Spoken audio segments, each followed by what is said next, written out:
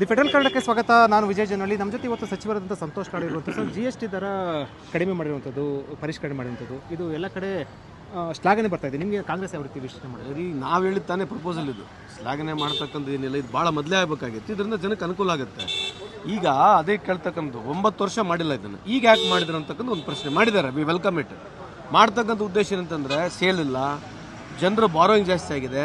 Borrowing ಹೇಳ್ತಾರೆ ಇದೆ, ಯಾಕಂದ್ರೆ ಅವ್ರ ಸೇವಿಂಗು ಇಲ್ಲ, ಬಾರೋಯಿಂಗ್ ಜಾಸ್ತಿ ಆಗಿದ್ದರಿಂದ ಅವ್ರಿಗೆ ಗೊತ್ತಾಗಿದೆ, ಇದರಿಂದ ಹೊಡ್ತಾ ಬಿದ್ದಿದೆ ಜನಕ್ಕೆ ಇದರಿಂದ ಅನಾನುಕೂಲ ಆಗಿದೆ ಅಂತ ಈಗ ನೆನಪಾಗಿದೆ ಅವರಿಗೆ. 9 ವರ್ಷ ನಾವು ಹೇಳಿದ್ರೆ ಕೇಳಿಲ್ಲ.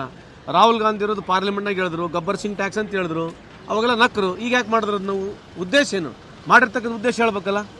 ನೀವು ಫಸ್ಟ್ ಅವಾಗ ಜಾಸ್ತಿ ಆದಂತ ಹೇಳಿದಾಗ ಕೇಳಲಿಲ್ಲ, ಈಗ ಕಡಿಮೆ ಮಾಡಿರೋ ಮೂಲಕ ನೀವು ಹೇಳಿದ್ದನ್ನು ಒಪ್ಕೊಂಡಿದ್ದಾರೆ ಅಂತ ಎಲ್ಲ ಒಪ್ಕೊಂಡಿದ್ದಾರೆ.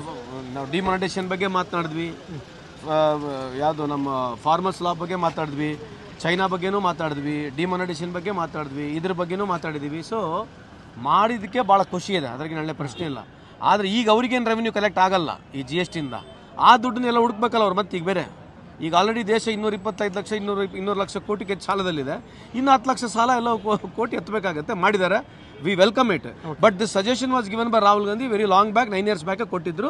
ಬಟ್ ಜನಕ್ಕೆ ಅನುಕೂಲ ಆಗ್ತಕ್ಕಂಥದ್ದು ಟ್ಯಾಕ್ಸ್ ಆಗುತ್ತೆ ಅಂತ ನನ್ನ ಪ್ರಕಾರ. ಸರ್, ಈಗ ರಾಜ್ಯಕ್ಕೂ ಕೂಡ ಒಂದಷ್ಟು ತೆರಿಗೆ ಕಡಿಮೆ ಆಗುತ್ತೆ ಅನ್ನೋದು ಡೆಫಿನೆಟ್ಲಿ ಆಗುತ್ತಲ್ಲ. ನಮ್ಮ ಶೇರ್ ಕೂಡ ಸುಮಾರು ನನ್ನ ಪ್ರಕಾರ ಒಂದು 10-15 ಸಾವಿರ ಕೋಟಿ ಕಮ್ಮಿ ಆಗ್ತಕ್ಕಂಥ ಸಾಧ್ಯತೆ ಇದೆ ವರ್ಷಕ್ಕೆ.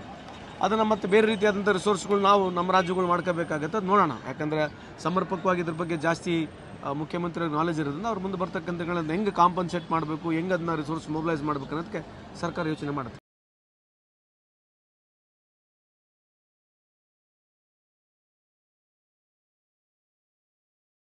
ಹೆಚ್ಚಿನ ಸುದ್ದಿ ಅಪ್ಡೇಟ್ಗೆ ಈಗಲೇ the federal Karnataka YouTube page ಅನ್ನು ಸಬ್ಸ್ಕ್ರೈಬ್ ಮಾಡಿ.